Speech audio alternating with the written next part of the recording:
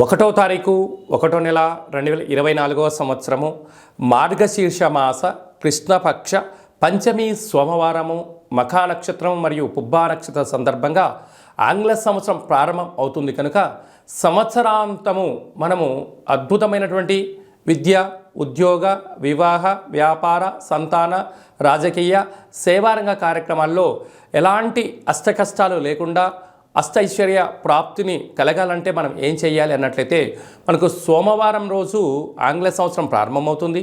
అందులో మఖా నక్షత్రం అధిపతి కేతువు, తదనంతరము పుబ్బా నక్షత్రము అధిపతి శుక్రుడు. అందులో సోమవారం అవ్వడం వలన పరమేశ్వరుడికి రుద్రాభిషేకం చేసుకోవడము, తెలుపు వస్త్రాలు ధరింపచేయడము ఉత్తమమైన యోగం అని చెప్పి భావించగలగాలి. కనుక సంవత్సరాంతము అంటే వీలైతే సోమవారం కానీ శుక్రవారం కానీ ఒక ఎరుపు వస్త్రంలో తెల్లటి అన్నాన్ని, ఒక దోషడు అన్నాన్ని వండి ఆ యొక్క ఎరుపు వస్త్రంలో మూట కట్టి దానిలో ఆముదంతో నానబెట్టినటువంటి ఒత్తిని వేసి ఇంటికి, యజమానికి, వాహనాలకు, ఫ్యాక్టరీలకు, కర్మాగారాలకు దిష్టి తీసి ప్రవహించే నీటిలో వేయడం వలన, ఎవరు తొక్కనటువంటి స్థలంలో వేయడం వలన అష్టకష్టాలు తొలగిపోయి అష్టైశ్వర్య ప్రాప్తి కలుగుతుందని చెప్పి గమనించగలగాలి. అంటే నరుడి యొక్క దృష్టికి నల్లటి నాపర ఎలా బద్దలవుతూ ఉంటుందో, ఈ గతించిన అనేక సంవత్సరాల్లో ఉండబడినటువంటి రుణశేషం, శత్రుశేషం, అలాగా అనేక బాధలతో బాధపడుతూ ఉంటాం. ఇలాగా ఈ సంవత్సర ప్రారంభకాల సమయంలో ఇలాంటి దృష్టిని తీసి బయట వేసుకోవడం వలన సకల శాంతి కలుగుతుంది అని చెప్పి గమనించగలగాలి. మేషరాశి వారికి ఈ ఉగాది పండుగ నుంచి వీరి యొక్క ఆదాయ వ్యయాలను ఒకసారి తెలుసుకుందాం. మేషరాశి వారికి ఆదాయం 8, వ్యయం 14. అంటే 8 రూపాయలు వీళ్ళు సంపాదిస్తే 14 రూపాయలు ఖర్చు పెట్టబోతున్నారు. దీనికి అర్థం ఏమిటయ్యా అంటే మీరు ఎంతో కష్టపడడానికి సంసిద్ధత చేసుకోగలగాలి.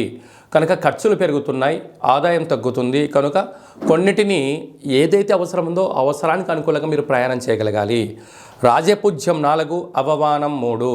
కనుక మీరు ఏదైనా ధర్మంగా, న్యాయంగా, ఆధ్యాత్మికంగా సేవ చేయడం వలన అనేక మంది మీ వెనక ఉంటూ ప్రోత్సహిస్తూ అద్భుతమైన విజయం మీ సొంతం కాబోతుందని చెప్పి గమనించగలగాలి.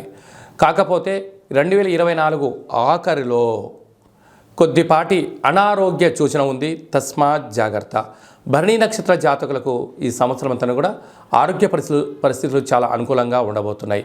కృతికా నక్షత్ర జాతకులకు ఆగస్టు నుండి డిసెంబర్ వరకు ప్రారంభ 0, మధ్య 0 రావడం వలన మనోవేదన, అనారోగ్యము, రుణ బాధలు, శత్రు బాధలు చాలా అధికంగా ఉండే పరిస్థితి చాలా అధికంగా ఉంటుంది.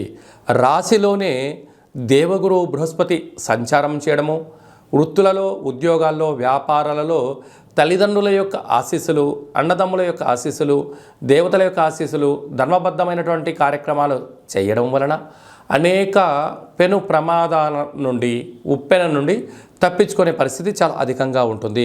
ఆ తదనంతరము ఏప్రిల్ 26వ తారీఖున ధనస్థానంలోకి గురువు రావడం వలన వీరికి పట్టిందల్లా బంగారం అయ్యే పరిస్థితి చాలా అధికంగా ఉంటుంది.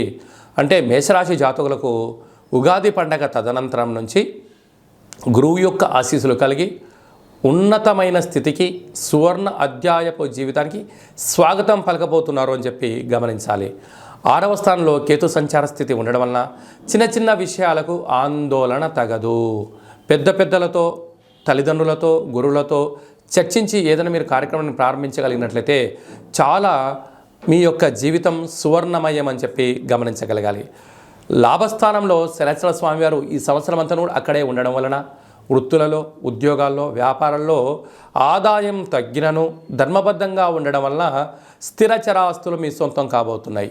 వ్యయంలో రాహు సంచార స్థితి ఉండడం వలన మనం ఏదైతే పనులు చేస్తూ ఉంటామో, అంటే వ్యవసాయ క్షేత్రాలు కానీ, పారిశ్రామిక వ్యాపారాలు కానీ, రాజకీయాలు కానీ, చిన్న చేతి వృత్తులు కానీ ఏదైనా పనులు చేస్తున్నప్పుడు కొద్దిపాటి అనేక మంది మిమ్మల్ని గమనిస్తున్నారు అని చెప్పి మీరు కూడా గుర్తుపెట్టుకోగలగాలి.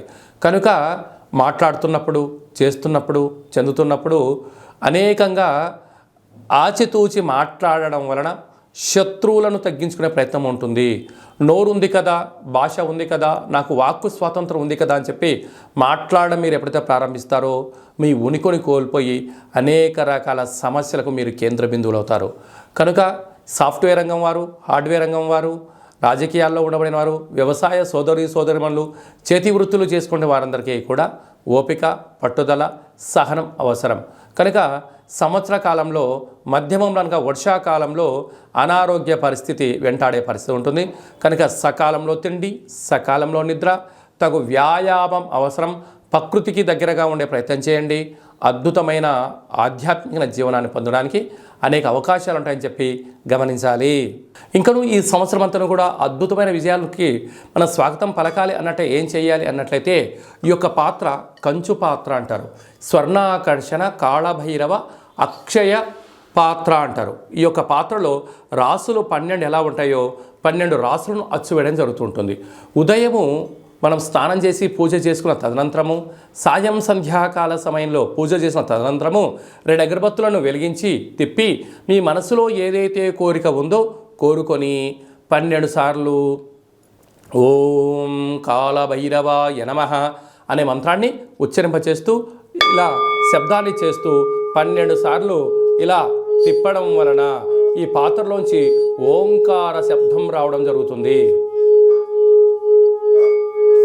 ఈ శబ్ద తరంగాల వలన మానవుని శరీరంలో ఉండబడినటువంటి షట్చక్రాలు మూలాధార, స్వధిష్టాన, మణిపూరక, విశుద్ధ, అనహత, ఆజ్ఞ చక్రాలు వికసించడం జరుగుతుంది. అలాగనే గృహంలో వాస్తు, నరదృష్టి, శత్రు ప్రభావాలు, తాంత్రిక ప్రభావాలు తొలగిపోయి మనం అనుకున్నట్టు విజయాన్ని సాధిస్తాము అని చెప్పి గమనించగలగాలి. అలాగనే ఈ యొక్క పాత్రతో పాటు మీకు కాళభైరవ స్వామి యొక్క హోమము, కాళభైరవ స్వామికి సౌభాగ్య ఉట్టి, కాళభైరవ స్వామికి డాలరు, కాళభైరవ స్వామికి కంకణము, రక్షా కంకణాలను మీకు ఏర్పాటు చేయడం జరుగుతుంది. కనుక ఆసక్తి గలవారు ఈ యొక్క పాత్రను మనము పొందుదాం, కాళభైరవ స్వామికి సేవ చేద్దాం, అష్ట కష్టాలకు స్వస్తి పలుకుదాం, అష్ట ఐశ్వర్యానికి స్వాగతం పలుకుతాం. అలాగనే మీ వ్యక్తిగత జాతకం తెలుసుకోవాలనుకుంటున్నారా? మీరు పుట్టినటువంటి తేదీ, నెల, సంవత్సరం, పుట్టిన సమయం రాసి మీరు వాట్సాప్ పంపించగలిగినట్లయితే సంపూర్ణ జాతకాన్ని రాసి పంపించి 100 సంవత్సరాల జాతకం రాయడం జరుగుతుంది. మీరు పుట్టినప్పుడు గ్రహ గమనాలు ఎలా ఉన్నాయి, ప్రస్తుతం ఎలా ఉన్నాయి, రాబోయే కాలం ఎలా ఉండబోతున్నాయో సవివరంగా సంపూర్ణంగా తెలియజేయడం జరుగుతుంది.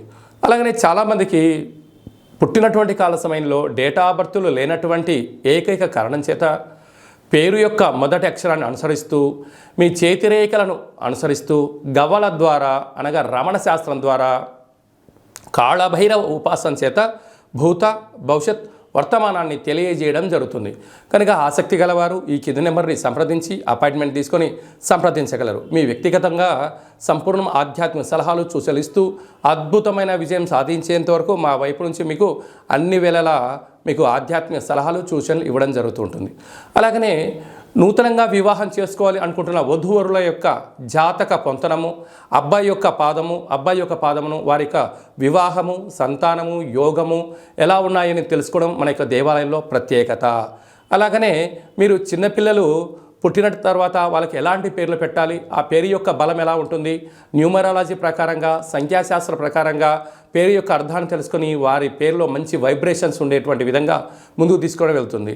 అలాగే గతంలో వివాహమైన దంపతులు నిత్యము తరచు గొడవలు పడడం, విడాకుల దాకా వెళ్ళడం, విడివిడిగా ఉండే పరిస్థితి ఎందుకు అవుతుంది, ఆ పేరులో ఎలాంటి మార్పు చేసుకోవాలి, ఎలాంటి విధి విధానాలు పాటించాలో మన యొక్క దేవాలయంలో మీకు సవివరంగా సంపూర్ణంగా తెలియజేయడం జరుగుతుంది. కనుక ఈ కేంద్రమును సంప్రదించి మీ వ్యక్తిగతమైన సలహాలను సూచనలు పొందగలరు. అందరికీ ఈ 2024 ఆంగ్ల సంవత్సరంలో శుభం, జయం, లాభం జరగాలని కాళభైరవ స్వామి వేడుకుందాం, ఆశీర్వదించాలని ప్రార్థన చేద్దాం. ఓం శతమానం భవతి శతాయు పురుష సతేంద్రియ ఆయుష్యేవేంద్రియే ప్రతిష్టతి ధనం ధాన్యం బహుపుత్రలాభం శత సంవత్సరం దీర్ఘమాయు సర్వే జనా సుఖినో భవంతు లోకా సమస్తా సుఖినో భవంతు సర్వం కాళభైరవ దేవతార్పణమస్తు. ఈ వీడియో మీకు నచ్చినట్టయితే లైక్ చేయండి, షేర్ చేయండి, మా ఛానల్ని సబ్స్క్రైబ్ చేసుకోండి. మేము చేస్తున్న ఆధ్యాత్మిక వీడియోలు మీకు ముందస్తుగా నోటిఫికేషన్ రావాలి అన్నట్టయితే గంట సింబల్ ప్రెస్ చేయండి, ఆల్ అనే బటన్ కూడా తెలియచేయండి.